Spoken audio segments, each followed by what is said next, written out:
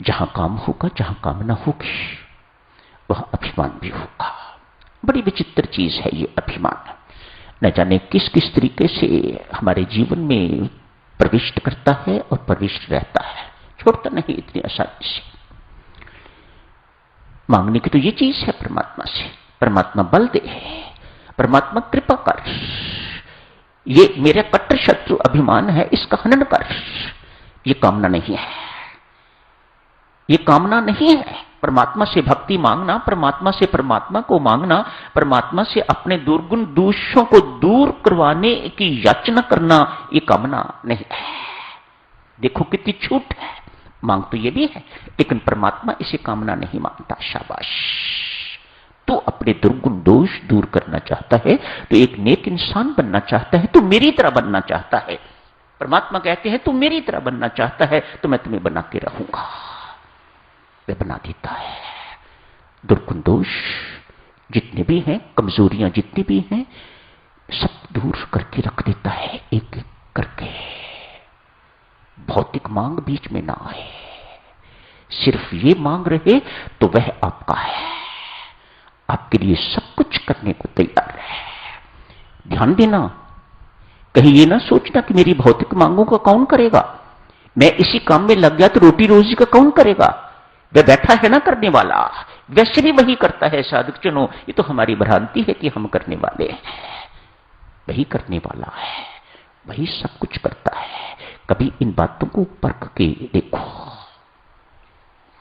छोटी छोटी बातें हमें कुछ पता होता है तो हम किसी को क्यों बताएं। अभिमान काम कर रहा है, सूक्ष्म कहिए, कैसा भी कहिए, लेकिन अभिमान काम कर रहा है। अभिमान छोटा बड़ा नहीं होता, अभिमान है। हम क्यों मिलें, उसे काम होगा वह खुद मिल लेगा, दूसरे को काम होगा वह खुद मिल लेगा। हम क्यों मिलें, हम क्यों लाइन में खड़े हों, हम तो दूसरों को लाइन में खड़े करवाने वाले हैं, हम स्वयं क्यों खड़े हों। ये अभिमान काम कर रहा है, किसी न किसी मात्रा में अभिमान काम कर रहा है। हम किसी से क्यों कुछ पूछें, लोग हमें पूछते हैं और हम किसी से पूछें, अभिमान काम कर रहा है।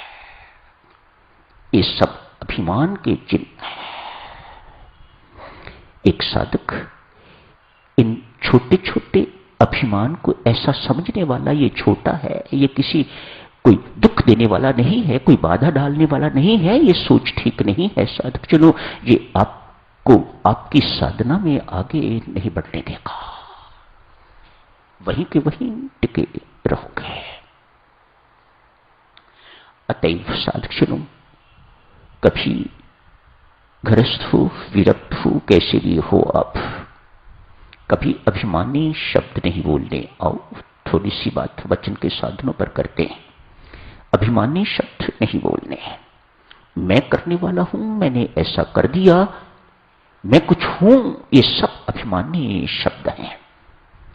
तनिक देवियों सज्जनों, अपने अंदर झांकते रहना चाहिए। एक साधक को अपना निरीक्षण करते रहना चाहिए, क्या क्या बीतती है हमारे साथ रोज। महारानी विक्टोरिया आज किसी कारण से अपने पति को उसे कहना पड़ा, महारानी मैं हूं कि आप।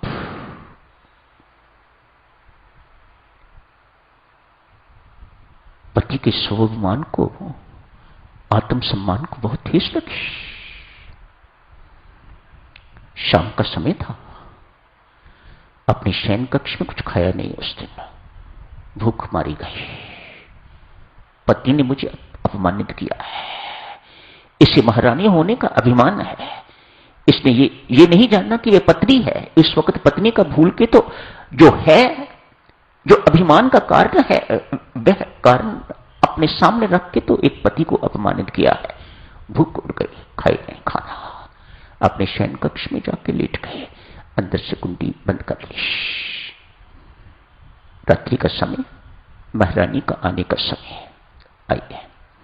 देखा अंदर से कुंडी लगी हुई है, द्वार खटखटाया, भीतर से आवाज आई, कौन है। महारानी विक्टोरिया।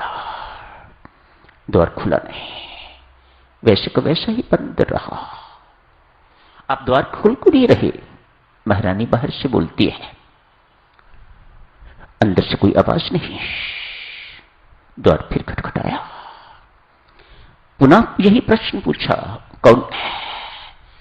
तब तक महारानी विक्टोरिया के ऊपर से महारानी होने का ये भूत सिर से उतर चुका हुआ था। अपनी गलती का एहसास हो चुका हुआ था। अतएव कहा, आपकी प्रिय पत्नी विक्टोरिया।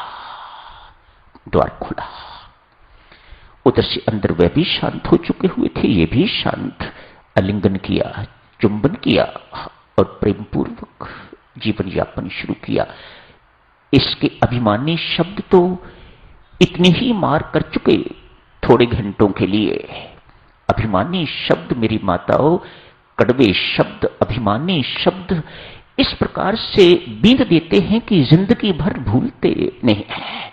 आदमी उनको पल्ले बांध के घूमता फिरता रहता है, एक शव की तरह जीवन व्यतीत करता है। एक ऐसे सज्जन की कथा याद है। ऑफिस में कुछ हुआ, कोई घटना इस प्रकार की अप्रिय घटना घटित हो गई। अतएव बहुत डिस्टर्ब्ड आया है घर। वहां तो कुछ चली नहीं। ऑफिस में इस प्रकार का जिसने व्यवहार किया है उसे तो कुछ कहा नहीं जा सकता। संभवतः ऑफिसर ही होते हैं ऐसी बातें कहने वाले, उन पर तो कुछ चलती नहीं है। अतएव पत्नी पर आके तो बरसे। मूड खराब कहते हैं जिसे, खराब मूड में आए, आके तो पत्नी पर खूब बरसे। पत्नी बनाने की कोशिश की, पूछने की कोशिश की, क्या बात है, क्यों ऐसा मूड है, क्या हुआ है ऑफिस में। बहुत प्रेम से कुछ खाने पीने को भी दिया, बहुत प्यार से पूछा। लेकिन पति अभी वहीं ऑफिस में भी बैठे हुए हैं। अतएव बहुत जोर से डांट डपट के कहा, खबरदार मेरे से कोई बात की तो। ऐसी बात छू गई, ऐसी बात छू गई।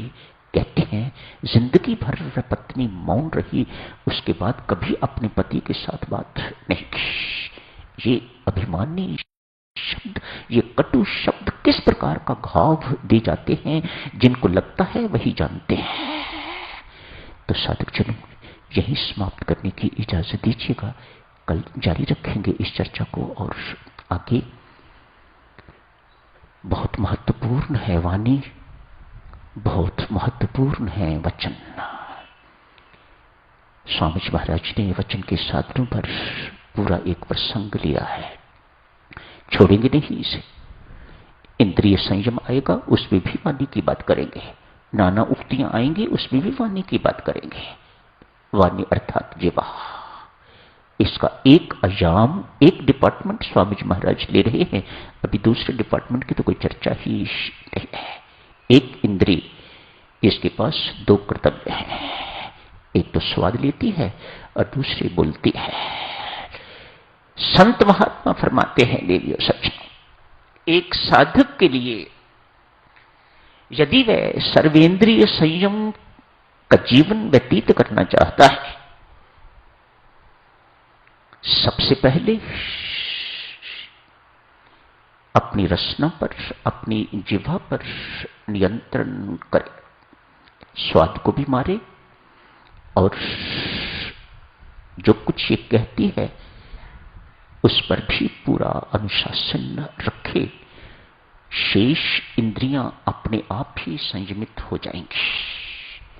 See how important is the tongue. कितनी महत्वपूर्ण है ये इंद्रिय रसना, जिह्वा।